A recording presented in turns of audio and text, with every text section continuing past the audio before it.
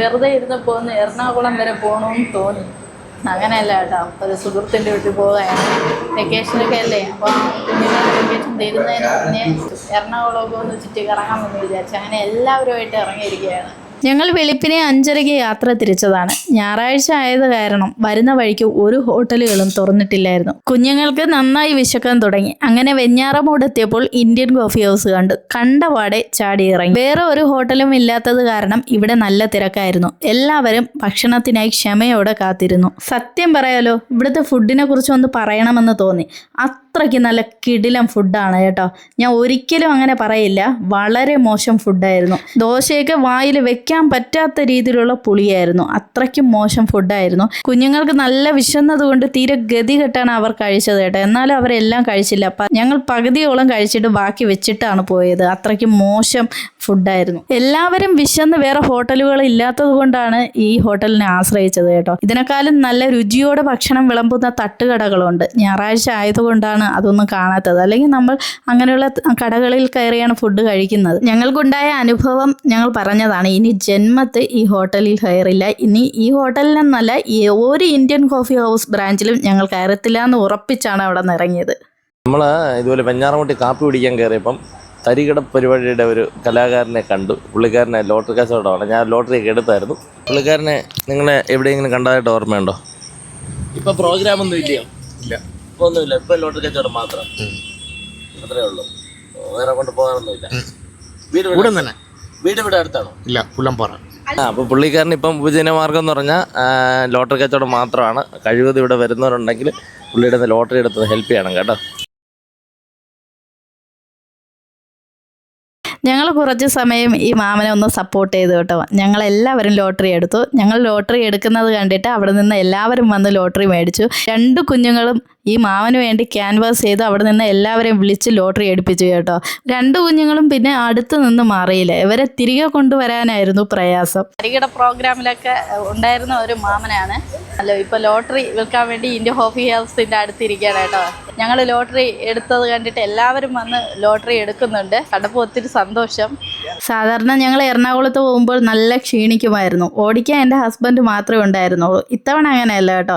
ഞാനും എൻ്റെ അനിയനും ഹസ്ബൻഡും 3 പേരായിട്ടാണ് വണ്ടി ഓടിച്ചത്. അതുകൊണ്ട് ക്ഷീണം ഒട്ടും തന്നെ അറിഞ്ഞില്ല.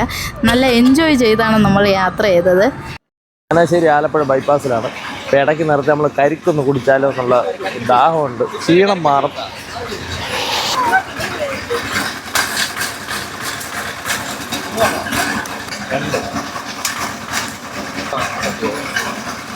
അല്ലേ, 3ആയി.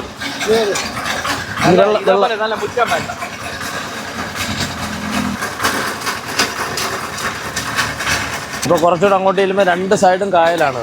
2 സൈഡും കായലാണ്. നല്ല കാഴ്ചകളൊക്കെ ഉണ്ട്. വൈകിട്ടൊക്കെയാണ് വരുന്നത്. മീൻ പിടിക്കുന്നതൊക്കെ കാണാൻ പറ്റും. നല്ല ദാഹിച്ചു വലഞ്ഞു കേട്ടോ. അതുകൊണ്ട് ഇടയ്ക്കിറങ്ങി ഒരു കരിക്കൊക്കെ കുടിച്ചിട്ട് ഇനി യാത്ര ചെയ്യാമെന്ന് വിചാരിച്ചു. നല്ല സ്ഥലമാണ്. കുറച്ചു നേരം എന്തായാലും ഇവിടെ റെസ്റ്റ് ചെയ്തിട്ടേ പോകുന്നുള്ളൂ. അങ്ങനെ വെള്ളമൊക്കെ കുടിച്ച് ദാഹമൊക്കെ മാറ്റിയിട്ട് തുടർന്നും യാത്ര ചെയ്തു. പിന്നെ വരുന്ന വഴിയിൽ ഒരു മനോഹരമായ കാഴ്ച കണ്ടിട്ട് ഇറങ്ങി. നിങ്ങൾക്കൊരു കാഴ്ച ഞാൻ കാണിച്ചായിരുന്നു. ഇതെന്താ നിൽക്കുന്നതെന്ന് അറിയില്ല. ലൈനിട്ടൊന്നുമല്ല, താറാവ് കയറി വരിയായിട്ട് ഇരിക്കുന്നതാണ്. കണ്ട് എന്തുമാത്രം താറാവുണ്ട്. എത്ര മപ്പാസിനുള്ള താറാവുണ്ടെന്നറിയാമോ? താറാവ് മപ്പാസ്, താറാവ് സ്റ്റൂ, താറാവ് പെരട്ട, താറാവ് കറി എല്ലാം വെക്കാം. ആദ്യം കണ്ടപ്പോൾ ഞങ്ങൾ കരുതിയത് ഇത് ബണ്ട് കെട്ടി തിരിച്ചിരിക്കുന്നതാണ്. പിന്നെ സൂക്ഷിച്ചു നോക്കിയപ്പോഴാണ് മനസ്സിലായത് അത് താറാക്കൂട്ടങ്ങളാണല്ലോ എന്ന്. അത് കണ്ടപ്പോൾ ഞങ്ങൾക്ക് അതിശയായിപ്പോയി. ഇത്രയേറെ താറാവുകളോ! അത് ആലപ്പുഴ സൈഡ് മാത്രം കാണാൻ പറ്റുന്ന ഒരു കാഴ്ചയാണ്.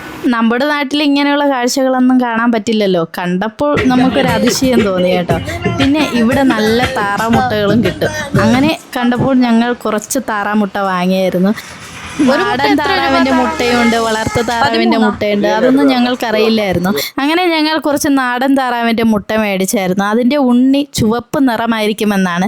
ഇവിടെ ചെമ്മീൻ തലയാണ് താറാ കുഞ്ഞുങ്ങൾക്ക് ഇട്ട് കൊടുക്കുന്നത്. അതുകൊണ്ടാണ് അതിൻ്റെ ഉണ്ണി ചുവപ്പ് നിറത്തിൽ കാണുന്നത്. ഇതെന്താണെന്ന് അറിയാൻ വേണ്ടിയാണ് ഞങ്ങൾ കുറച്ച് മുട്ട മേടിച്ചത്. പിന്നെ കാടക്കോഴി, അതും ഇവിടെ ഒരുപാട് കിട്ടും. നമ്മുടെ നാട്ടിൽ ഇത് പാക്കറ്റായിട്ടാണ് വാങ്ങാൻ കിട്ടുക. ഇവിടെ വന്നു കഴിഞ്ഞാൽ ഇങ്ങനെ ലൂസായിട്ട് ഒരുപാട് മേടിക്കാനും പറ്റും.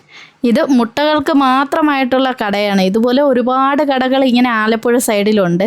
കുട്ടികൾക്ക് ഇതൊക്കെ കണ്ടപ്പോൾ അങ്ങ് വിരുവിരാ വരികയാണ്. ദാ ഇവൻ എല്ലാം കൂടെ എടുത്തുകൊണ്ട് വീട്ടിൽ പോകാനാണ് നിന്നത്. എങ്ങനെയെങ്കിലും അവിടെ നിന്ന് കൊണ്ടുവരാൻ പെട്ട പാട് എനിക്ക് മാത്രമേ അറിയാവൂ.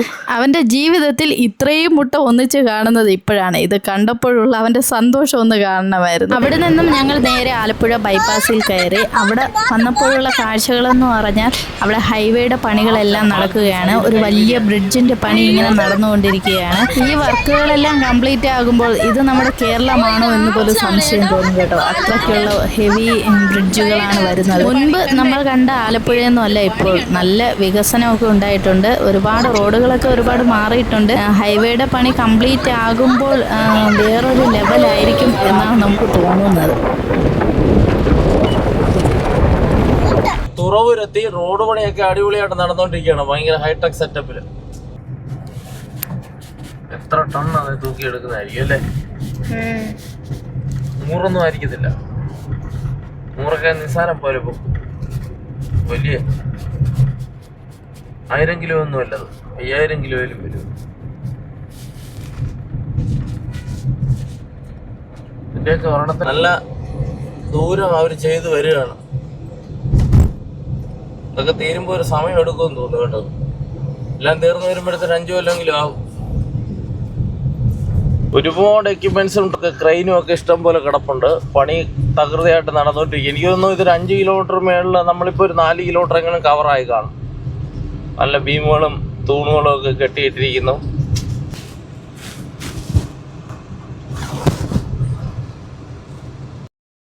അങ്ങനെ എറണാകുളത്തുള്ള ഞങ്ങളുടെ സുഹൃത്തിൻ്റെ വീട്ടിലെത്തിയിരിക്കുകയാണ്. കുമ്പളത്താണ് വീട് കേട്ടോ.